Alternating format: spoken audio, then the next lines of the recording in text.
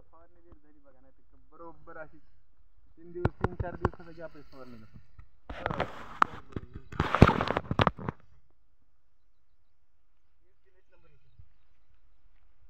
नमस्कार शेतकरी मित्रांनो, शेतकऱ्यांची शेती शाळा all crop development 80-20 farming business स्कूलमध्ये आपले सहर्ष स्वागत आहे. आज आपण आहोत आपल्या मित्रांच्या प्लॉटवर. काय नाव आहे सांगा सर? पंढरी लक्ष्मणराव आरसूळ यांचा प्लॉट आहे. मल्टीक्रॉप आहे. इथं यामध्ये अगोदर यांनी काय मिरची केली का?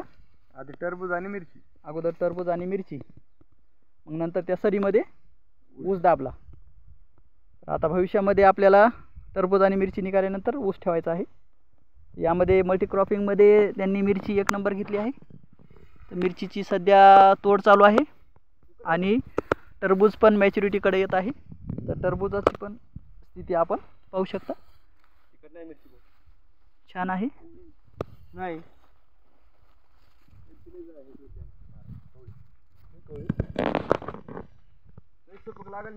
गोड होती का? गोड होती. बरोबर आहे ना, व्यवस्थित छान आहे फळ. याला फॉस्फरिक ॲसिड सोडा, फळ फुगत आहे. फॉस्फरिक ॲसिड मिरची बी फुगत आहे. फॉस्फरस ॲसिड फळ बी फुगत आहे. 7-8 किलो होईल वाटतं ना मला. तुमचं होतं आहे फळ, कारण तुमच्या फळाला वेळ आहे अजून.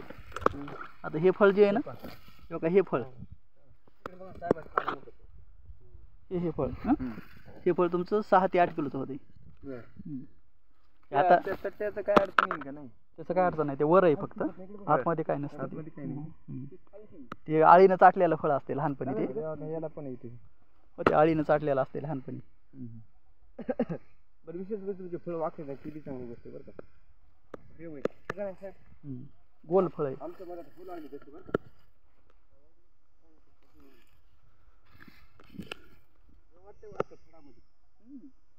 मग शिकारीची सापळी किती लावली तुम्ही? सापळेच्यात 10, 9 आणि 22-23 सापळे. बर, अशी सापळी म्हणजे आळीनं चाटाय नाही का? लेट लावली का? लेट लावली, थोडी 10 लावली होती सुरुवातीला. मला बऱ्याच जणांना सांगितलं एकरी 10 पुरतेत म्हणून. नाही 10-15. मी काय केलं, मलाच काहीतरी वाटलं आपण हे कमी व्हायचे. मी काय केले, पुन्हा त्याच्यात 13 का 14 आणून वाढवली. 15 टाकायची सरासरी.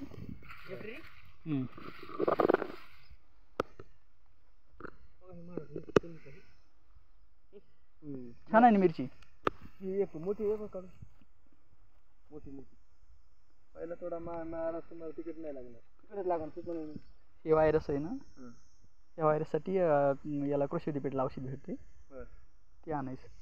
ते तुमच्या बाहेरच्या कोण्याच औषधानं कोकडा हे जाणार नाही. हे बरं का. आपण मिरची म्हणलं टाकलं तरी खोटं वाटतं.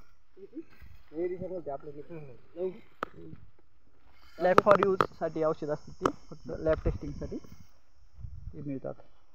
तज्ञाच्या मार्गदर्शनाखालीच वापरायचे असतील. ते शेतकऱ्याला जमत नाही, कारण शेतकरी 1 ml टाका म्हणलं की 2 ml टाकतो.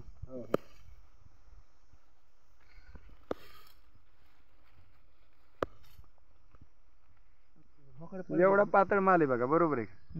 नाही दाटवा झाला हो. दाटव्यामुळे तुमचा माल पातळ लागलाय. गुताडा झाला सर. हो, दिसत बी नाही आहे माल आहे. सहन करायली. नाही जमीन चांगली आहे म्हणून व्हायलंय ना. नंबर 1 फळ आहे. आता इथं 4 फळ आहे. हो, इथं फळ इथं 3 आहे. फळ आहे 1 आहे 4. बघा ही फळी आज आळी बघा. ही आळी अजून पण आहे. तुम्ही यातला आळीसाठी आता स्प्रे घेतला होता का?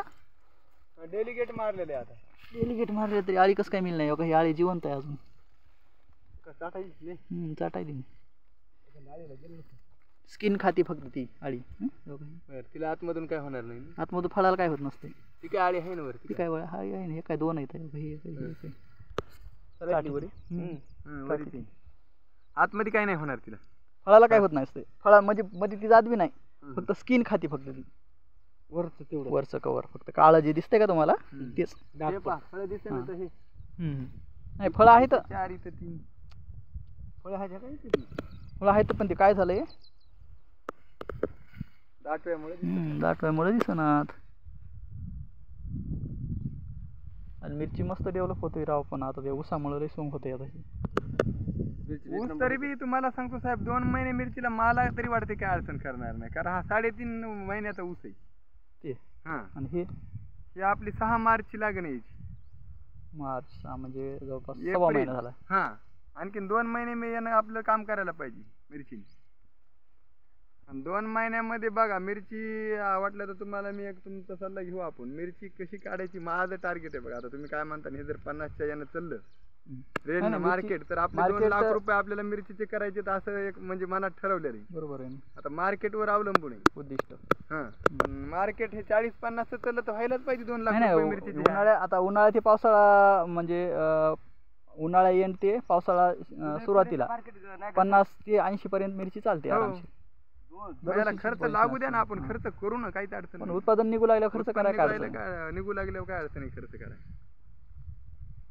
टरबूज निघू द्या, गेलं निघाल्या आम्ही हा, तुम्हाला एक महिना आपण डेव्हलप करू हिला आणि 1 महिना इथं काढू आपण मिरचीचं उत्पन्न. टरबूज निघाल्यावर पण जुलै महिना आम्ही काय म्हणतो काढू, काहीच अडचण नाही येणार नाही तिला, कारण एवढं गरमीचं पण वातावरण असतंय.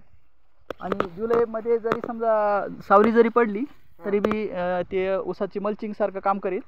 म्हणजे ग्रीन असं असते ना आपले ग्रीन प्लॉट हा हा सोल्युशन सारखं काम करेल. जरी सावली पडली तरी बी अडचण नाही येणार तेवढी. फळी लागत नाही ना.